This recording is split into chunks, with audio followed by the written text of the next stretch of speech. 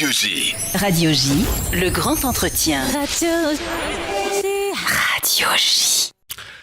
Sur Radio J, le grand entretien aujourd'hui, nous avons le plaisir de retrouver dans ces studios l'essayiste, politologue, géopolitologue même, je dirais, Frédéric Ancel. Frédéric Ancel, merci d'être avec nous. Merci à vous pour l'invitation. On va pouvoir un peu connaître ce que vous dites de ces derniers temps, de la situation internationale que vous charriez dans vos études, dans vos recherches depuis maintenant une trentaine d'années, hein, on peut le dire.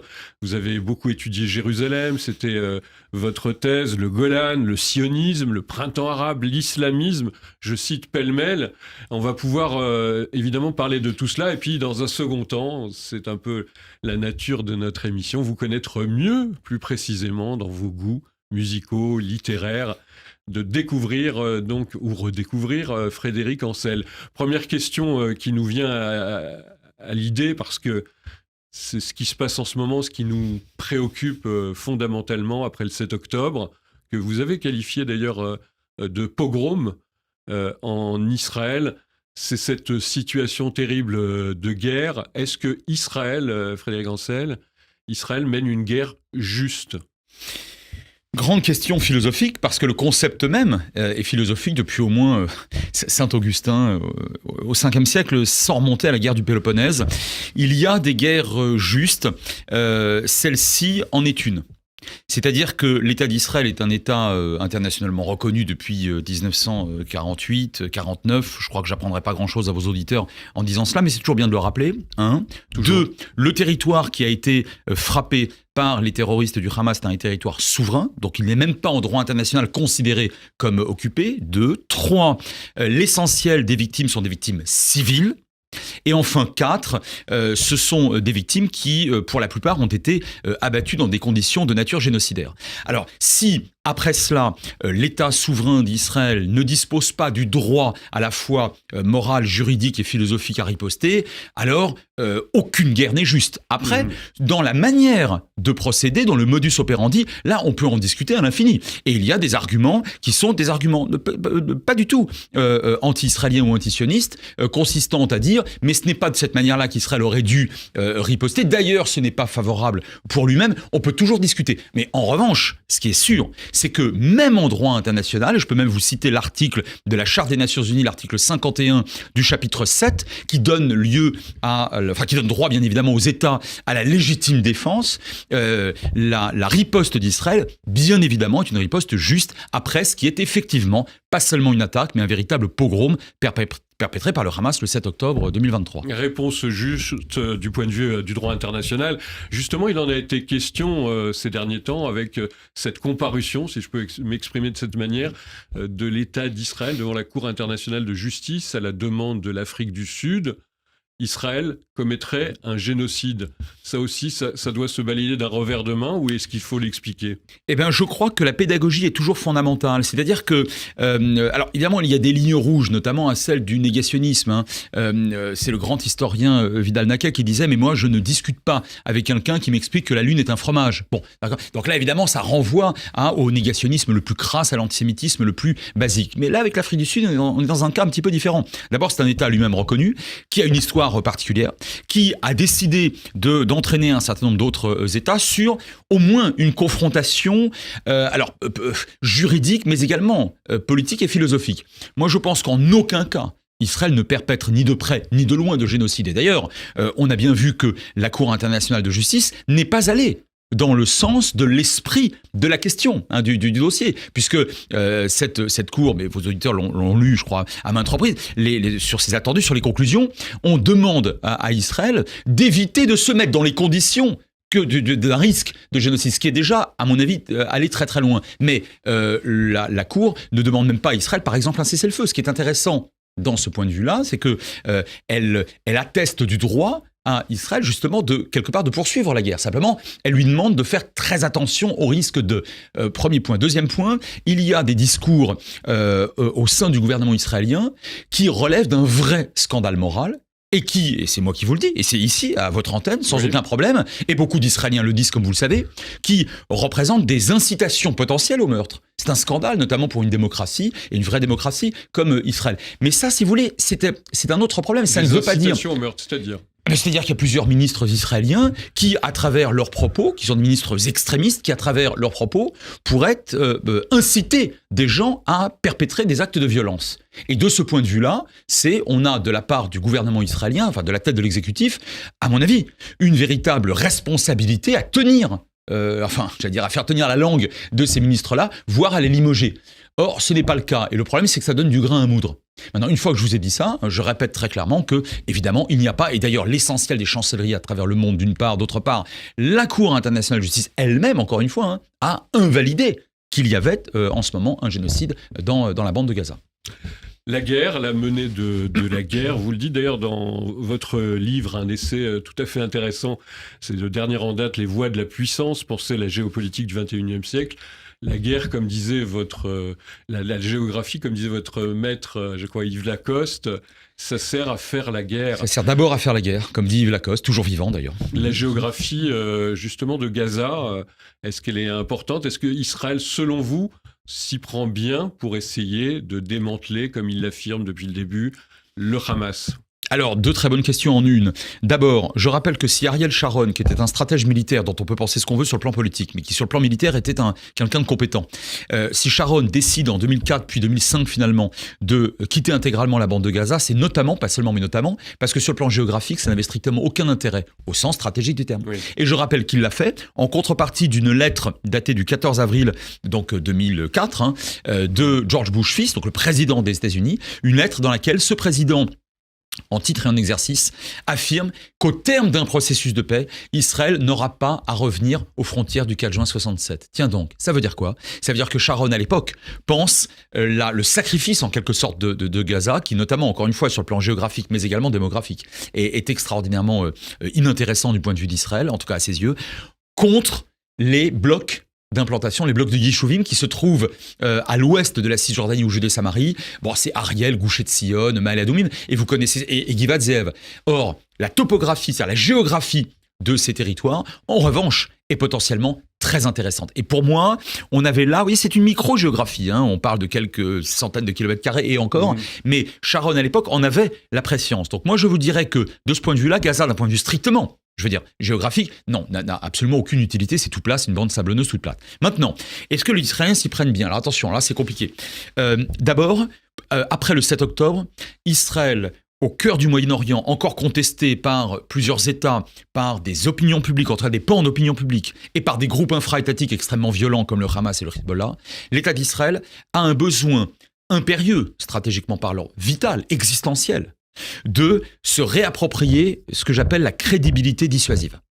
Si, pour un groupe ou un État, on peut perpétrer en Israël, sur le sol israélien, ce qui a été perpétré par le Hamas le 7 octobre, sans trop coup faire rire, alors pourquoi pas ?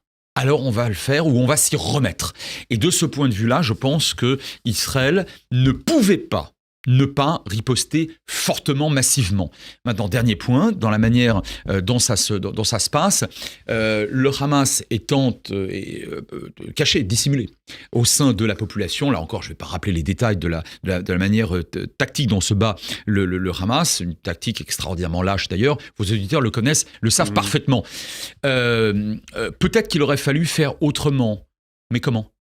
Voilà. Ouais. Je me permets simplement de poser la question parce que j'entends beaucoup d'observateurs dire, et ils ont le droit de le dire, que ce n'est pas comme ça qu'il fallait riposter, mais personne, cher Michel Zerbi, personne, et je les écoute comme vous, les débats, et je les lis et je les entends, personne ne, jusqu'à présent, parmi les observateurs un petit peu attitrés, y compris parmi les militaires ou les diplomates, ne disent qu'Israël aurait dû faire. Moi, j'attends d'avoir cette réponse-là.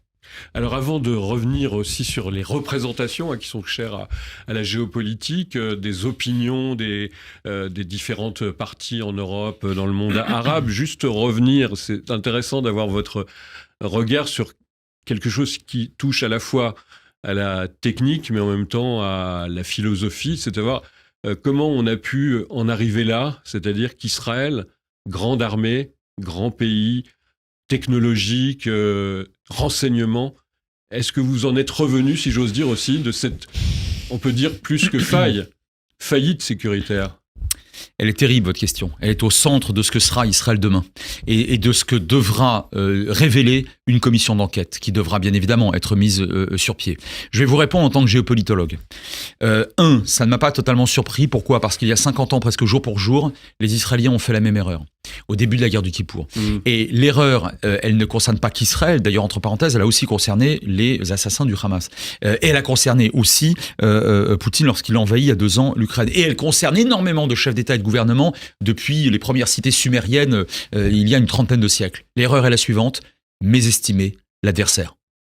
Quand vous prenez l'adversaire pour un imbécile, ça finit toujours par se retourner contre vous. Et si vous voulez, ça, et j'y consacre des dizaines d'heures à cette régulièrement, à la fois à l'université, mais également dans les conférences que je donne un peu partout, y compris dans le monde de l'économie d'ailleurs, et de la finance.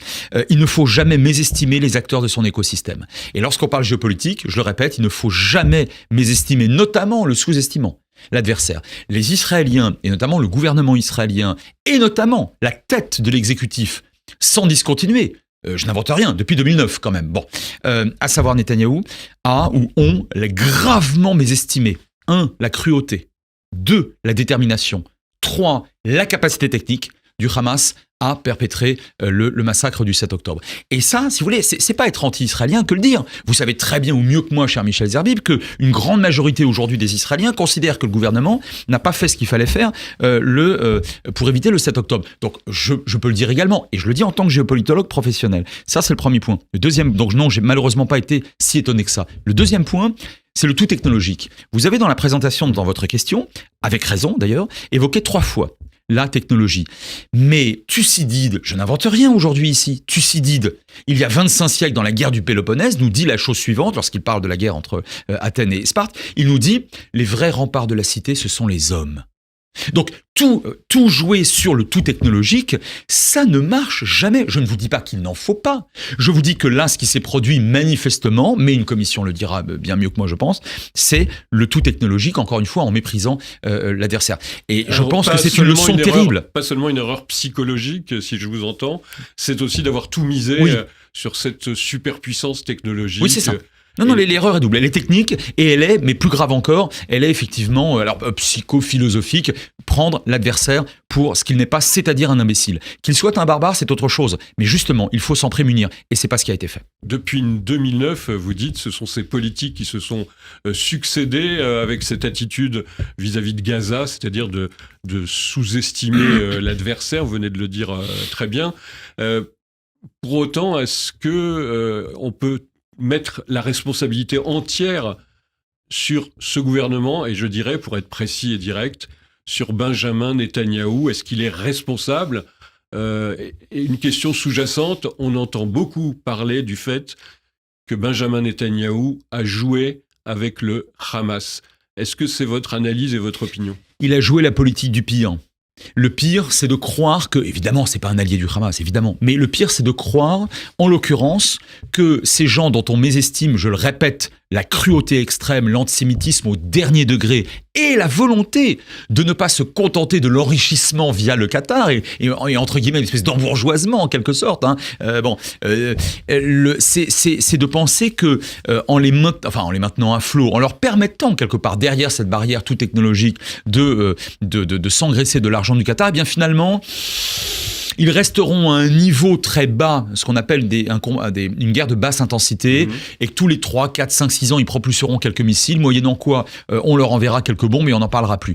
Et je pense que ça, c'est une très grave erreur. La politique du pire, elle finit toujours par se retourner contre vous. Alors, si vous la jouez techniquement, tactiquement, quelques semaines, quelques mois, peut-être même quelques années ici ou là, ça peut être intéressant. Mais si vous la jouez comme ça s'est produit, à mon avis, sur des temps longs, pour maintenir une situation permanente, un statu quo permanent, et vous savez très bien, un statu quo permanent entre Hamas et autorité palestinienne, et comme ça, on n'a pas besoin de tenter, je dis bien de tenter, de revenir à un vrai processus de paix. Je dis tenter parce que Mahmoud Abbas est co-responsable aussi du fait qu'il n'y a pas de processus de paix. Non, mais ça, là-dessus, j'ai aucun doute. Donc, je ne cherche pas à accabler qui que ce soit et pas nécessairement Netanyahou. Simplement, là où je vous réponds très concrètement, parce que votre question est courageuse, donc je réponds très clairement, Israël est une démocratie. Donc ça signifie que c'est le pouvoir politique, c'est la tête de l'exécutif politique qui prend les décisions.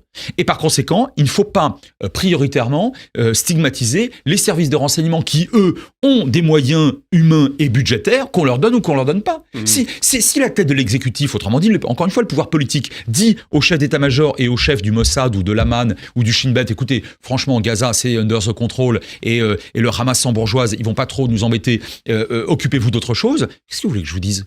On a effectivement, quelque part, je ne parle pas de culpabilité, bien sûr, je parle d'une responsabilité morale, simplement parce que dans toute démocratie, la tête de l'exécutif a une responsabilité primordiale sur la défense du pays. Si on se fait historien avec vous, Frédéric Ancel, on revient même quelques années en arrière. On a eu ces thèses aussi d'un certain nombre de vos collègues géopolitologues ou spécialistes du Moyen-Orient qui ont dit que même, c'est allé jusque-là, l'État d'Israël, le gouvernement israélien a même suscité, en quelque sorte, créé le mouvement Hamas dans la deuxième moitié des années 80 pour affaiblir l'autorité palestinienne. Est-ce que c'est une thèse qui tient la route ? Alors, la thèse de la création du Hamas, c'est faux. Factuellement, c'est faux. Les frères musulmans, les Ikhwan, créés en Égypte par Hassan al-Banna en 1928, ont essaimé dans le monde entier, notamment en Asie, plus particulièrement au Pakistan, et dans d'autres pays. Et la branche palestinienne des frères musulmans n'existait pas encore à l'époque. Elle a été créée par ce groupe fondamentalement, par cette mouvance d'ailleurs, plus qu'un groupe. Et un certain nombre de gens de l'OLP déçus par le caractère trop, à leurs yeux, trop laïque ou trop sécularisé et trop nationaliste de l'OLP, ont préféré donner une dimension plus religieuse à ce qu'ils appelaient, entre guillemets, ou sans guillemets, la lutte contre les missionnistes, blabla, enfin toute la vulgate, etc. Mais enfin, attendez, Israël, on n'a pas attendu Israël pour créer le Hamas. Donc ça, factuellement, c'est faux. En revanche, que Israël n'ait pas cherché à détruire dans l'œuf ou à détruire assez immédiatement le Hamas, c'est exact. Maintenant, cher Michel, inversons le postulat. Imaginons que dans les années 80, début des années 90, disons, pendant les accords d'Oslo notamment, Israël ait cherché à détruire totalement le Hamas avec, bien évidemment, les mosquées qui allaient avec et qui constituaient déjà à la fois des lieux d'expression de la haine antisémite et pas seulement anti-israélienne et des caches d'armes. Qu'est-ce qu'on aurait dit de l'État d'Israël ? Ah, voilà, un État d'Israël, islamophobe, le mot n'existait pas encore à l'époque, violemment anti-musulman, qui ne permet même pas l'expression d'une identité musulmane forte, qui caractérise d'ailleurs les Palestiniens, ils en ont bien le droit, et regardez, ils frappent le Hamas. Oui, c'est-à-dire que, en fait, avec ce genre de mouvement, c'est toujours perdant-perdant pour une démocratie comme Israël. Soit vous les interdisez et vous vous faites stigmatiser par le monde entier sous prétexte que vous interdisez l'expression, notamment religieuse, spirituelle et théologique, puisque le Hamas n'est pas seulement un mouvement militaro-terroriste, c'est aussi un mouvement qui fait du social, comme d'ailleurs, entre parenthèses, les fascistes dans les années 30, je ferme la parenthèse, comme tous les mouvements extrémistes, ils font du social. Ils font de l'éducatif, même si on peut évidemment contester la manière dont ils font leur éducatif, etc. Donc, de ce point de vue-là, si Israël avait empêché, il n'a pas créé, mais s'il avait empêché le Hamas de pouvoir, tout simplement exister aux côtés de l'OLP, puisque c'était pas encore l'autorité palestinienne à l'époque, mais que n'aurait-on dit sur l'État d'Israël ? Donc, vous voyez, moi je pense que c'est un mauvais procès. On peut faire d'autres procès à différents gouvernements israéliens, et je viens d'en faire un quelque part entre guillemets, bien sûr, sur le Hamas ou la complaisance des années 2010, mais celui-là c'est un mauvais procès. Alors restons un instant, Frédéric Ancel, qui est notre invité aujourd'hui dans le Grand Entretien sur Radio J, un instant sur les Palestiniens, sur l'après-guerre. Il y aura, on l'espère le plus tôt possible, un après-guerre. L'autorité palestinienne peut-elle être justement cette instance qui va prendre en charge la bande de Gaza et l'autorité palestinienne? Est-ce que c'est dans sa nature, dans sa fonction, et est-ce que c'est nécessaire aujourd'hui que cette autorité palestinienne-là, un peu affaiblie, c'est le moins qu'on puisse dire, et pas très nette non plus sur le plan des relations avec Israël, puisse assumer cette charge-là? 3 fois, oui. Vous avez cité trois termes fondamentaux. Le statut, la fonction et la nécessité. Alors simplement parce qu'il n'y en a pas d'autre. Je ne dis pas que l'autorité palestinienne, c'est génial. Mais d'abord, je ne suis pas palestinien. Il y a 2,5 millions de Palestiniens à Gaza. Ce ne sont pas des Martiens, ni des Boliviens, ni des Népalais. Donc ils ne vont pas accepter une autorité bolivienne, népalaise ou martienne. Donc si vous voulez, une autorité palestinienne, quelle qu'elle soit, doit tenir la bande de Gaza sur le plan social, sur le plan politique évidemment, sur le plan militaire. Sinon, qui d'autre ? Les Israéliens, certainement pas. Je me permets de vous indiquer que la grande majorité des Israéliens ne veulent absolument pas entendre parler d'un réinvestissement ou d'une réoccupation, appelez ça comme vous voulez, de Gaza. Alors, contrairement à ce qu'on a entendu de certains ministres, non mais certains ministres, une douzaine de ministres qui ont sont désireux de revenir à Gaza. Très, très bien. Ça fait quand même une petite minorité de l'opinion israélienne. Et de toute façon, en droit international, c'est pas imaginable. Alors, vous allez me dire, oui, mais le droit est pas toujours favorable. Mais de toute façon, les alliés d'Israël, à commencer par les Américains, mais ne le toléreraient jamais. Donc, de toute façon, ce n'est pas possible. On est dans la pensée magique quand on dit que les Israéliens pourraient, ou une autre puissance, pourrait investir Gaza. Alors, il faut faire avec. Donc, il faut faire avec l'autorité palestinienne. Alors, ça, c'est le premier point. Le deuxième point, fonction, nature et nécessité. Donc, oui, oui et oui. Alors, attention, avec un bémol. Si l'autorité palestinienne ne souhaite pas diriger par quelqu'un de profondément incompétent aujourd'hui, et qui d'ailleurs, à mon avis, ne s'intéresse pas réellement à son peuple, c'est le moins qu'on puisse dire, c'est Mahmoud Abbas. Si l'autorité palestinienne ne manifeste pas la volonté de prendre en charge, d'assumer ce qui lui revient, enfin, attendez, ce qui lui revient quand même, et non seulement de droit, mais ce qui lui revient sur le plan politique, et qu'elle avait d'ailleurs de 2005 à 2007.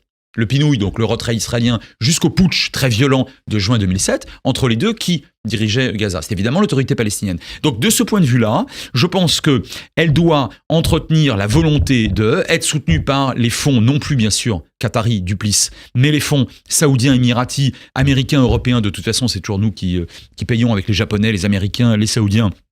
Et c'est pas plus mal si ce ne sont plus les Qataris, et tenir la bande de Gaza. Ma seule inquiétude, vous avez dit qu'elle est très fragilisée, discréditée, fragilisée. Vous avez raison. Mais pas totalement.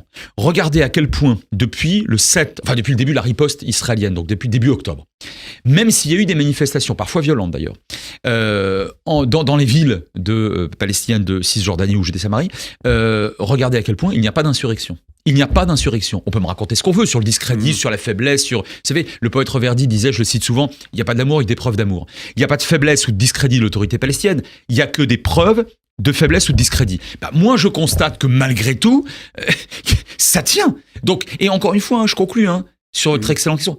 Il n'y a pas le choix. Ça ne peut être que l'autorité palestinienne qui doit revenir dans de bonnes conditions dans la bande de Gaza. Et évidemment, surveillé, contrôlé par l'ONU. Et quand je dis l'ONU, tout de même, les Saoudiens, les Émiratis, les Américains, les Européens doivent là être extrêmement sérieux quant à l'impossibilité du retour du Hamas.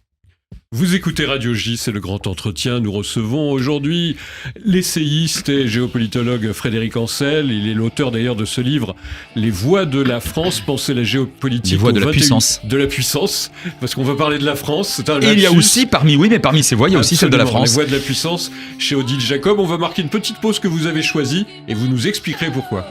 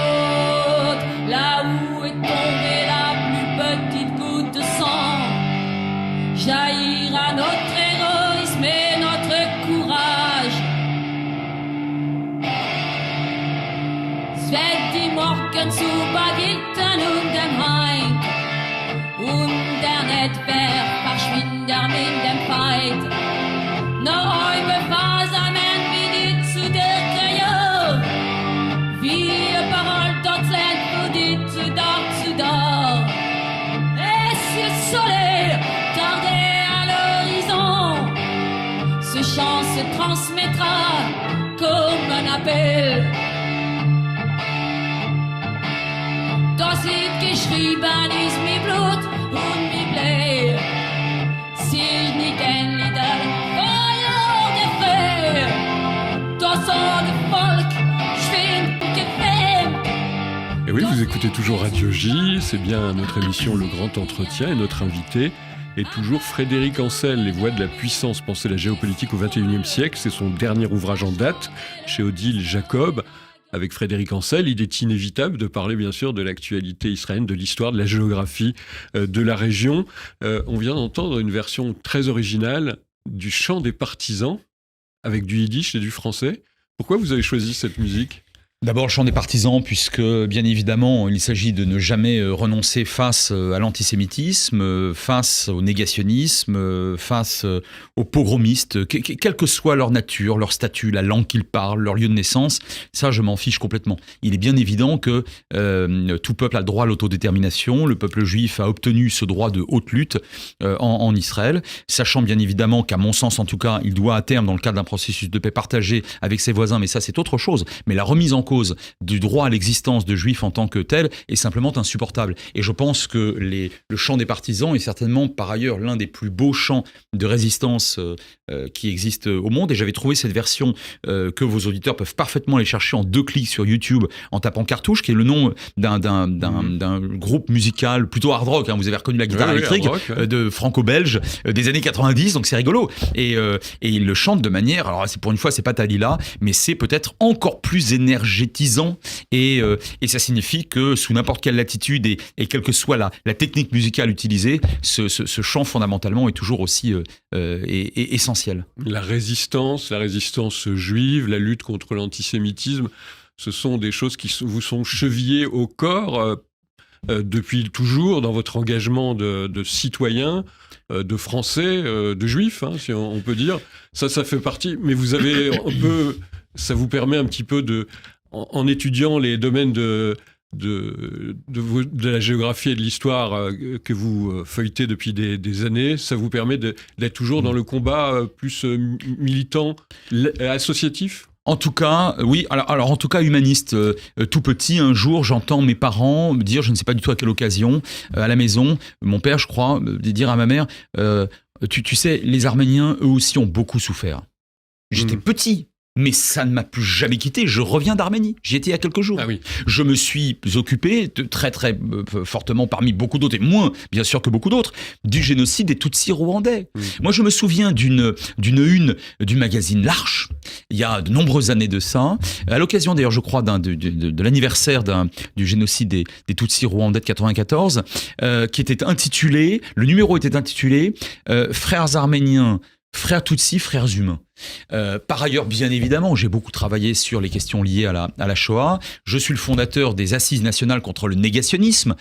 Qui ont lieu tous les ans. Oui, et la 14e édition aura lieu, l'entrée est totalement libre et ouverte, j'en profite pour le dire, le dimanche 24 mars, dans le 13e arrondissement à Paris. Donc l'antinégationnisme, l'antifascisme, évidemment, dès l'âge de 15 ans à SOS Racisme, comme beaucoup d'entre nous, comme beaucoup d'autres personnes. Je suis à la LICRA, j'en suis extrêmement fier, la Ligue internationale contre le racisme et l'antisémitisme, membre d'honneur, enfin du bureau exécutif, absolument. Depuis de très nombreuses années, j'en suis très très heureux et je salue le président Mario Stasi qui est un grand pourfendeur du racisme et de l'antisémitisme.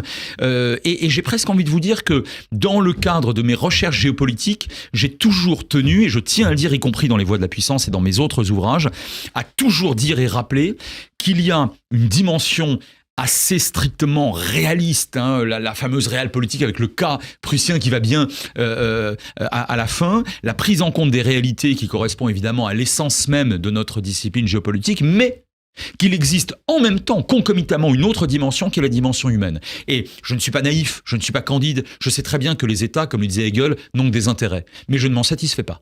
Et constater les réalités, c'est une chose, se satisfaire des réalités les plus noires, c'en est une autre, et ce n'est pas mon cas. Et donc j'essaie toujours de renforcer la variable de prise de décision humaine, humaniste, éthique dans les conflits de nature géopolitique. Alors puisqu'on parle justement de la géopolitique, des représentations, ce qui sont au cœur même de cette discipline importante finalement de l'histoire et de la géographie, vous êtes de ceux qui disent, justement, Frédéric Ancel, que les manifestations pour ou contre Israël, pour les Palestiniens et tout ça, ça ne joue pas beaucoup, en vérité, sur le conflit. Expliquez-nous pourquoi. Oui, je pense que la notion même d'opinion publique est un concept beaucoup trop paresseux.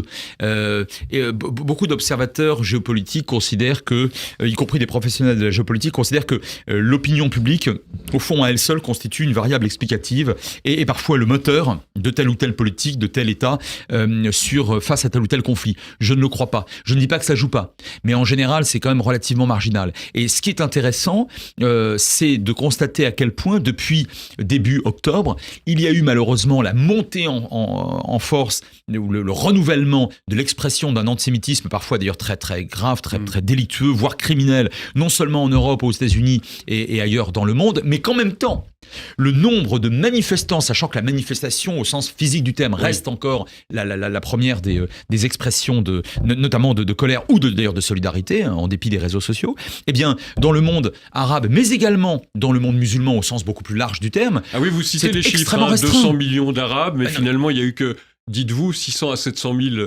manifestants, ça veut dire que ça ne représente pas grand-chose. C'est extrêmement faible au regard de l'empathie ou de la sympathie ou de la solidarité, par ailleurs parfaitement légitime, à condition évidemment que ce ne soit pas marqué par l'antisionisme ou par la haine d'Israël, mais en soutien des Palestiniens. Alors c'est un peu plus, hein, c'est plusieurs millions, mais plusieurs millions sur un peu plus de 200 millions d'adultes.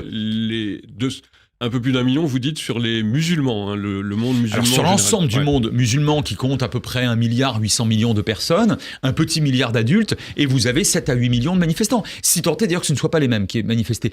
Dans nos villes d'Occident, et en France en particulier, encore une fois, je le répète, une manifestation, tant qu'elle respecte évidemment la loi, elle est parfaitement légale et légitime, mais enfin, ce sont des effectifs extrêmement faibles. Alors, moi, je veux bien qu'on pose comme élément d'analyse d'un conflit les opinions publiques. C'est un élément scientifique ou c'est un élément politique pour apaiser un petit peu, notamment ceux qui nous écoutent, c'est-à-dire les Juifs, Israël, tous ceux qui combattent ce phénomène. Ce que je vous dis est parfaitement objectif. C'est-à-dire que l'opinion publique britannique ne se résume pas aux 200 ou 300 000 personnes qui régulièrement, ce qui est beaucoup d'ailleurs, ce qui est honorable, manifestent à Londres, d'ailleurs de manière assez violente sur le plan sémantique. Moi, je constate que la politique britannique aujourd'hui, elle ne suit pas ces manifestants. Et est-ce que ces manifestants-là, tout légitime soit-il, est-ce qu'il reflète réellement les 45 millions de votants, de citoyens votants britanniques, d'électeurs britanniques? Mais certainement pas. La preuve. Donc, c'est important de le dire. Mais oui, parce que sinon on se noie quelque part dans un verre d'eau. Et j'ajoute que pour ce qui concerne les États-Unis, ce qui se passe dans les universités américaines est quand même picrocolin sur le plan démographique. Je dis pas qu'encore une fois c'est illégitime, chacun pense ce qu'il veut dans le respect de la loi. Mais c'est picrocolin. Aujourd'hui, Même dans les universités américaines, pour vous, c'est pas aussi important qu'on le dit. D'abord, les universités américaines dans les années 60 et 70, elles sont pleines de gens qui sont extrêmement tiers-mondistes, pro-anti-occidentaux, pro-anti-israéliens, etc. Bon, 30 ans plus tard, ces gens sont au pouvoir et c'est les parangons de l'État d'Israël. Donc il faut être sérieux. Quand on a 20 ans, on n'est pas au pouvoir. Alors on dit beaucoup de choses. En général, on est plutôt, on les dit de manière extrêmement forte. Bon, on est rarement centriste quand on a 20 ans. Et 25-30 ans plus tard, quand on est aux affaires, c'est autre chose. Et puis, surtout, ça concerne quelques dizaines, quelques centaines de milliers de personnes. À côté de ça, je rappelle qu'il y a 97 millions d'Américains qui s'affirment évangéliques. Oui.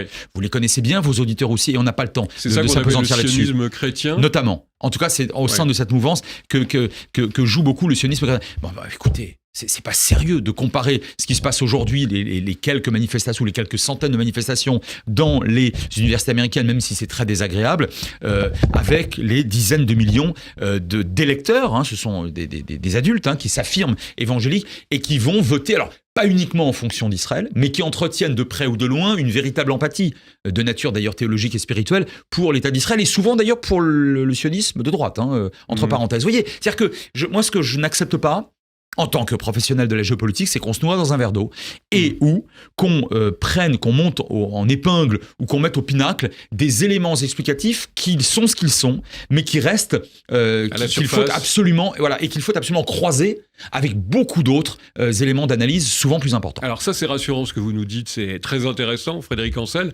mais ça nous amène aussi aux questions franco-françaises, mais qui sont liées de toute façon à l'actualité internationale, et notamment celle d'Israël. Cette semaine, on pouvait lire un sondage très inquiétant pour la France sur la communauté musulmane dans le pays. Plus de 50% des musulmans se disent non seulement favorables au Hamas et à l'éradication, non pas de l'organisation terroriste, mais d'Israël. Ça, c'est quelque chose qui peut inquiéter lourdement notre pays, qui est marqué, rappelons-le, non seulement par des actes de terrorisme, mais une menace toujours aussi importante d'actes djihadistes. Alors, c'est 45% de personnes interrogées. 2 personnes interrogées. Je vous dis pas que c'est pas inquiétant. Je ne vous dis pas que ça n'existe pas. C'est manifestement un fait social qui ressort, qui illustre ce sondage. Et il est tout à fait négatif. Et il est, je pense d'ailleurs, plus inquiétant encore que certaines conclusions de la fameuse enquête tout à fait sérieuse de l'Institut Montaigne réalisée il y a un petit peu moins de 10 ans. Il y a plusieurs millions de compatriotes ou concitoyens d'origine, j'ai dit bien d'origine, ou de culture musulmane en France. Je dis de culture parce que je ne veux pas assigner identitairement les citoyens français, que ce soit des juifs, des musulmans ou autres, à une identité, comme le fait d'ailleurs entre parenthèses l'extrême gauche, et pas seulement l'extrême droite. Parenthèse fermée. Donc je ne veux pas les assigner. Donc plusieurs millions d'origine. On en interroge quelques milliers. Je ne vous dis pas que ça n'existe pas. Et je vous dis même, je répète, que c'est inquiétant, c'est d'autant plus inquiétant que ce sont surtout des jeunes qui disent ça.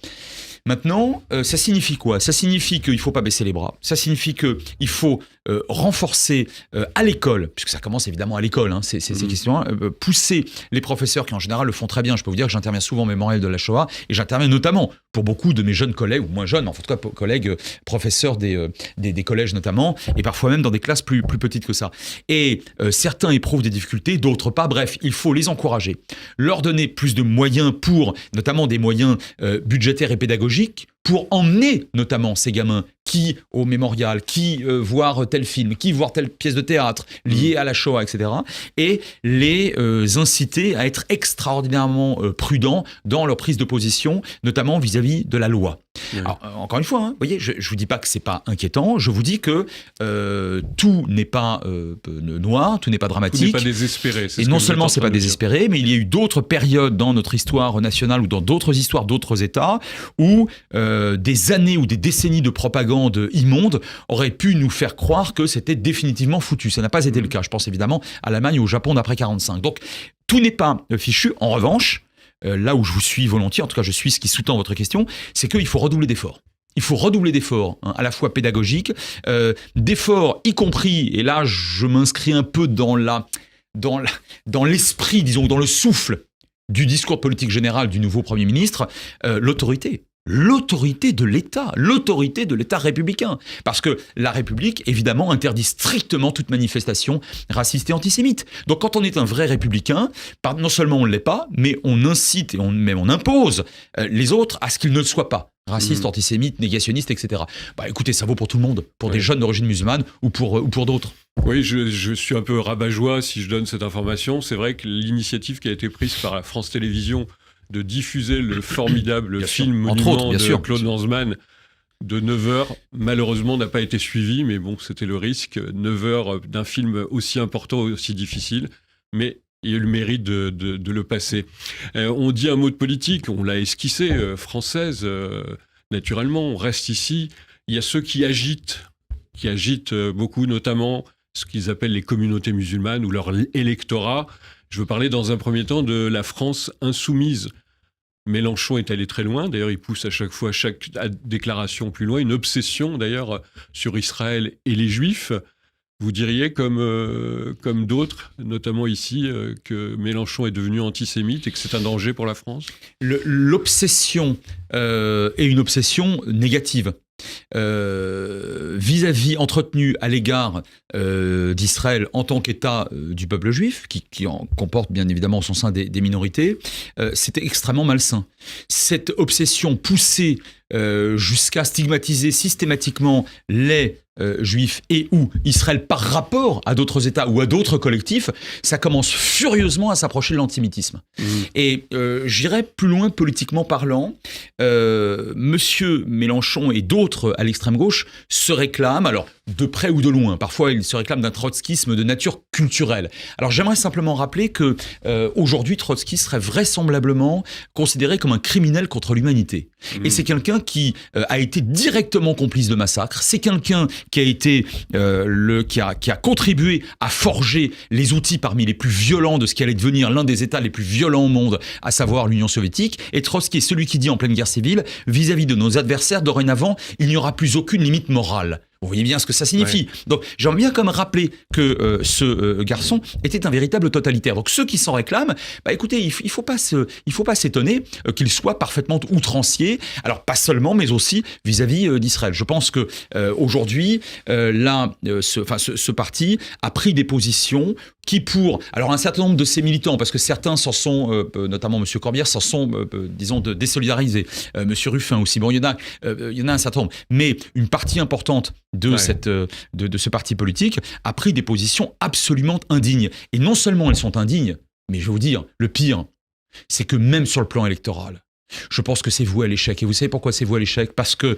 c'est vraiment prendre pour des imbéciles. Nos compatriotes ou nos concitoyens d'origine musulmane qui détestent qu'on les aide. Mais bien sûr, de considérer qu'ils seraient tous devenus anti-israéliens, antisémites. Et ça, c'est une forme de racisme. Lorsque vous établissez, lorsque vous essentialisez un collectif, mais bien sûr, et lorsque vous essentialisez un collectif, qualité de collectif, quelle que soit la nature de ce collectif, vous mettez le premier doigt dans le premier rouage de l'engrenage du racisme, voire pire. Et c'est la raison pour laquelle je considère qu'aujourd'hui, l'extrême gauche en France est au moins aussi dangereuse que l'extrême droite. Oui, alors justement, l'extrême droite, vous dites aussi dangereuse. Un illustre maître, on peut dire, et j'imagine pour vous aussi c'est un exemple fondamental, c'est Serge Klarsfeld qui a déclaré récemment que ça y est, le Rassemblement national, donc l'extrême droite française, était tout à fait acceptable, notamment pour manifester contre l'antisémitisme. Donc il faisait une différence fondamentale entre LFI, quand on connaît son parcours, son analyse, son combat, ça peut largement ébranler. On peut dire à nos auditeurs que finalement, le Rassemblement national a changé, s'est recentré et n'est plus inacceptable. Alors d'abord, j'ai un infini respect bien sûr pour Serge Klarsfeld. Ce qu'il dit n'est pas du tout stupide, notamment parce que la chef du nouveau parti, donc le Rassemblement national, à ma connaissance, n'a jamais été condamnée pour des propos à caractère raciste, antisémite ou négationniste. Vous savez, il n'y a pas d'amour avec des preuves d'amour. Il n'y a pas de racisme avec des preuves de racisme. Par ailleurs, elle a expurgé son parti de gens qui étaient absolument infâmes sur ces questions-là et sur d'autres. Par exemple, un Gollnisch, et beaucoup d'autres d'ailleurs. Néanmoins, je ne suis pas d'accord. Je considère que aujourd'hui, d'abord au sein de ce parti ou en compagnon de route, avec notamment un certain nombre de gudards qui n'empêche sont toujours très très proches du RN et parfois ils sont même encore membres. Alors, les gudards sont des antisémites mais pro-palestiniens en plus. Non mais là, si vous voulez, c'est la même chose. Ah bah oui, mais évidemment, donc des gens comme Châtillon et toute cette bande-là, ils sont quand même soit au RN, soit immédiatement affiliés à, ce qui n'est pas sans poser problème. Proches, mais l'idéologie aujourd'hui du Rassemblement national, comment vous la qualifiez d'extrême droite ? Pour quelle raison, Frédéric Ancel, vous qui êtes non, elle est populiste. Science politique, non, je la qualifierais de populiste. Parce que le problème de l'extrême droite, c'est qu'aujourd'hui en Europe, vous avez un certain nombre de partis ou de courants qui sont stigmatisés en amont de toute autre considération, de toute analyse sérieuse comme étant d'extrême droite, sur la base de 1, 2, 3 critères. Alors notamment, ça peut être par exemple une stigmatisation d'un certain nombre de musulmans ou des musulmans de manière générale. Et c'est vrai que ça, c'est un critère. Et c'est pas un critère du tout négligeable. Sauf que si c'est le seul critère, prenez par exemple le cas de l'extrême droite néerlandaise. Bon, elle est quand même franchement anti-musulmane. Les autres critères qui ont permis de qualifier les politologues comme nous depuis des décennies, depuis les années 30 pratiquement, un parti d'extrême droite, les autres critères n'apparaissent pas. Alors ça l'est ou ça l'est pas ? Ou ça l'est plus, ou totalement, ou pas totalement, etc. C'est la raison pour laquelle je préfère, pas par prudence sémantique, vous me connaissez, j'ai pas la langue de bois, parler d'un mouvement, populiste, donc quand même très proche de ce qu'a été quand même à minima, l'extrême droite de naguère. Et j'ajoute quand même que aujourd'hui, le personnage le plus en vue et la tête de liste aux européennes au RN a quand même récemment n'a pas réussi à dire que Jean-Marie Le Pen était antisémite. C'est quand même extraordinaire cette histoire-là. Ben oui, mais monsieur Bardella. Donc vous voyez, alors, par ailleurs, lui-même n'a jamais été pris en défaut de fascisme, d'antisémitisme. Oui, non mais d'accord, mais alors ce critère-là, c'en est un quand même. Vous voyez, on est dans une zone grise. La vérité, c'est qu'en sciences politiques, aujourd'hui, le RN est dans une zone grise. Je serais plus sévère vis-à-vis de Reconquête qui, pour moi, coche absolument toutes les cases les plus hideuses, les plus abjectes, et je pèse mes mots, de l'extrême droite. Là, avec vous notamment... êtes en colère avec le chef de Reconquête, non mais attendez, Zemmour.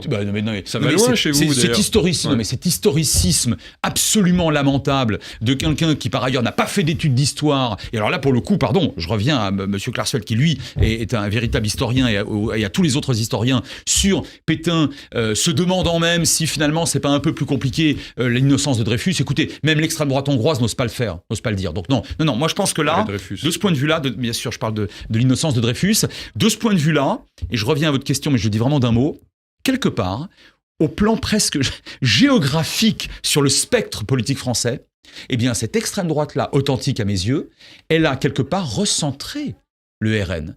Le RN ne s'est pas seulement, entre guillemets, je vais recentrer, ou, comment vous dire, il s'est pas, vous diriez sur cette antenne, parce que c'est très drôle, cachérisé. Oui, vos auditeurs comprendront, du fait de ses propres prises de position différentes par rapport à celles de l'authentique et ignoble pétainiste Jean-Marie Le Pen, mais parce qu'il y a plus extrême. Et c'est du pain béni, si je peux me permettre l'expression, aujourd'hui, pour une Marine Le Pen. Alors, on a bien compris sur Zemmour et sur Reconquête. Alors, je rappelle à nos auditeurs que vous êtes l'auteur, c'est votre dernier livre en date, Les Voix de la Puissance, Frédéric Ancel. On a toujours coutume dans cette émission de parler justement des livres que nos invités aiment, dont ils voudraient parler.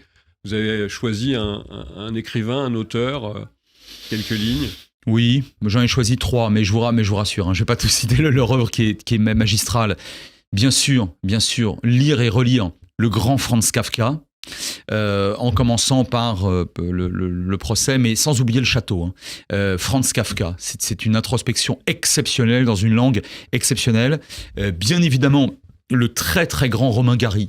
Oui. Chez Romain Gary, tout est bon. Et je voudrais aussi citer Arthur Koestler, La Tour d'Ezra. Si vous voulez que je vous cite un livre en particulier, et pas seulement une œuvre, c'est vraiment La Tour d'Ezra d'Arthur Koestler, parce que on comprend tellement bien les représentations du mouvement sioniste et des différentes branches du mouvement sioniste dans les années 20 et 30, mais également de la pensée stratégique des Britanniques, mais également des représentations des nationalistes arabes locaux. Et Koestler a été là-dessus, a fait me semble-t-il, moi je le recommande à mes étudiants, donc à Sciences Po et ailleurs, il faut vraiment lire La Tour d'Ezra d'Arthur Koestler, lire ou relire Romain Gary, lire ou relire Franz Kafka, et je finirai par Albert Camus.